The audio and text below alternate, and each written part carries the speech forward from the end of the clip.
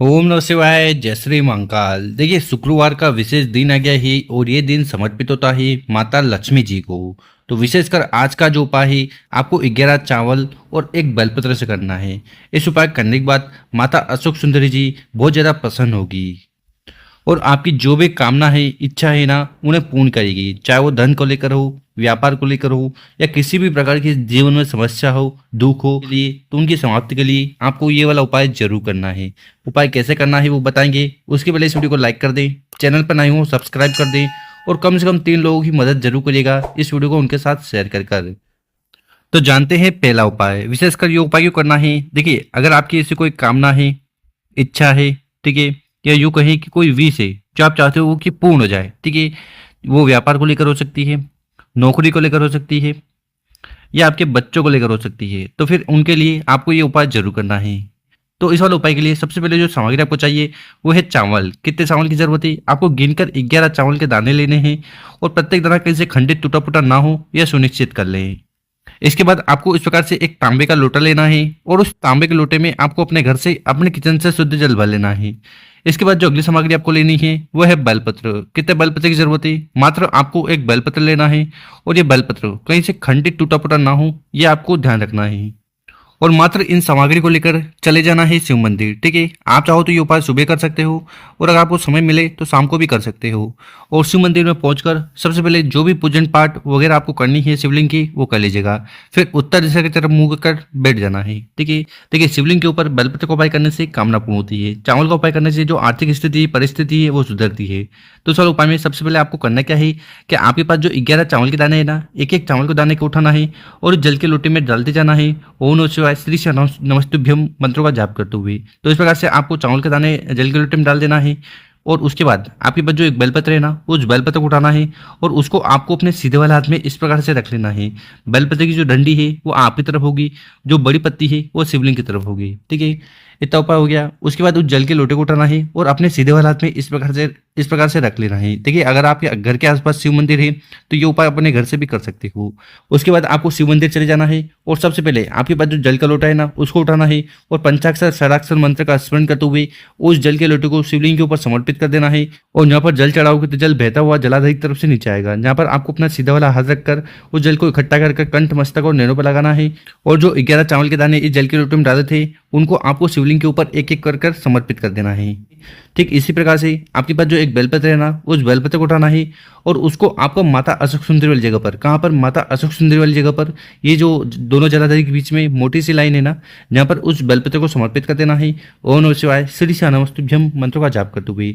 इन बेलपत्र की जो डंडी है वो जलाधारी की तरफ होगी, ठीक है, और जो बड़ी पत्ती है वो शिवलिंग की तरफ होगी।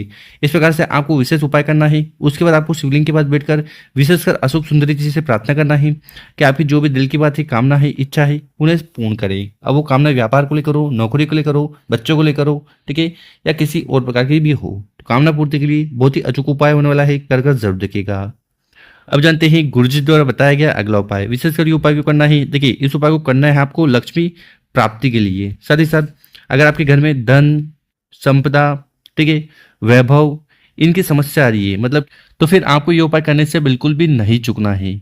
और ये दूसरा वाला उपाय कैसे करना है वो बताएंगे। उसके पहले अपने शुभ हाथ से 2 कार्य कर लें। एक तो इस वीडियो को लाइक कर दें और कम से कम 5 लोगों के साथ व्हाट्सएप पर इस वीडियो को शेयर कर दें।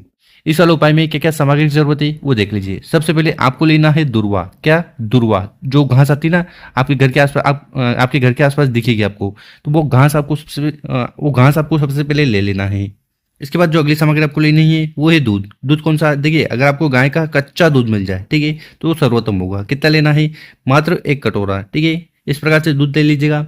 इसके बाद आपको जो अगली सामग्री लेनी है वो है स्टील का लोटा। क्या लेना है? स्टील का लोटा लेकर उसमें आपको अपने घर से जल भर लेना है। साथ ही साथ जो आगे हमने आपको दूध बताया था उस दूध को उठाना है, इस जल के लोटे में डाल देना है।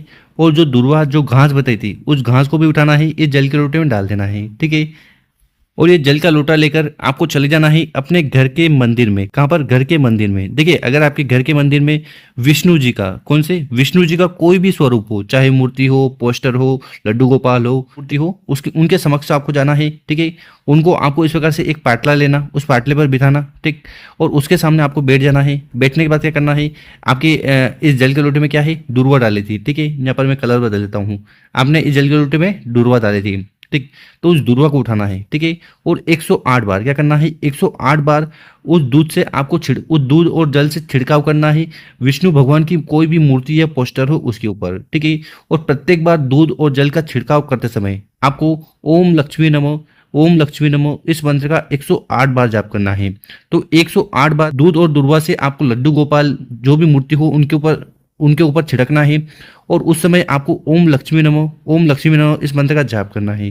देखिए, गुरुजी का है जो व्यक्ति इस प्रकार से विशेषकर शुक्रवार वाले दिन ये उपाय कर लेता है ना, तो इससे माता लक्ष्मी बहुत ज्यादा प्रसन्न होती है, क्योंकि शुक्रवार वाले दिन विशेषकर समर्पित होता है माता लक्ष्मी को। और अगर आप विष्णु भगवान के समक्ष ये उपाय करते हो तो माता लक्ष्मी की असीम कृपा आप पर होगी। सारी समस्या जो धन से हो, व्यापार से हो, कर्जे से हो, ठीक है, वो समाप्त होगी। तो इस प्रकार से दूसरा वाला उपाय जरूर करिएगा। अब जानते हैं तीसरा उपाय। विशेषकर ये उपाय को करना है। देखिए, अगर आपके जीवन में दुख है, परेशानियां हैं, ठीक, किसी भी प्रकार की समस्या है या बीमारियां हैं, ठीक है, तो फिर आपको ये उपाय करने से नहीं चूकना है। ठीक है, हर एक उपाय का कुछ ना कुछ कारण होता है, कुछ ना कुछ तरीका होता है। तो इस उपाय का भी एक तरीका है, उस तरीके से आपको ये उपाय जरूर करना है। तो इस वाले उपाय के लिए सबसे पहले जो सामग्री आपको चाहिए वो है दीपक। ठीक है, आपको इस प्रकार से गोल बत्ती का दीपक लेना है। इसके अंदर आपको डालना है घी। यहाँ पर आपका सवाल हो सकता है कि दीपक कौन सा? देखिए, आप चाहो तो मिट्टी का दीपक भी ले सकते हो, या आप आटे का दीपक बनाकर भी उसका उपाय कर सकते हो। तो ये आपके ऊपर निर्भर करता है कि आप क्या सामग्री ले रहे हो। और मात्र ये दीपक को लेकर आपको चले जाना है बेलपत्र के पेड़ के नीचे। कहाँ पर? आपके घर के आसपास या मंदिर के आसपास जहाँ पर भी बेलपत्र का पेड़ है ना, वहाँ पर आपको चले जाना है। और आपके पास जो गोलबत्ती का दीपक है उसको उठाना है और बेलपत्र के पेड़ के नीचे उसको रख देना है। और उसको रखने के बाद उसको प्रज्वलित कर देना है, जला देना है, अपना नाम और गोत्र का उच्चारण करते हुए, साथ ही साथ ओम नमः शिवाय, श्री शिवानमस्तुभ्यम इस मंत्र का जाप करते हुए। और यहाँ पर आपको एक चीज का ध्यान रखना है कि इस दीपक की जो बत्ती होगी, ठीक है, जो लो होगी वो उत्तर दिशा की तरफ होगी। देखिए, जितने भी देवता होते हैं उनके लिए जब भी आप दीपक लगाओ तो कोशिश करिएगा कि उसकी जो लो है, दिशा है, वो उत्तर दिशा की तरफ रखे। तो इस प्रकार से आपको दीपक जला देना है। उसके बाद आपको वहीं पर बैठ जाना है। विशेषकर माता पार्वती जी से प्रार्थना करना है कि आपके जीवन में जो भी दुख है, परेशानी है, समस्या है, बाधा है, उन्हें समाप्त करें। साथ ही साथ गुरुजन का ही कि आपको महामृत्युंजय, कौन सा? महामृत्युंजय जो मंत्र है उसका जाप करना है।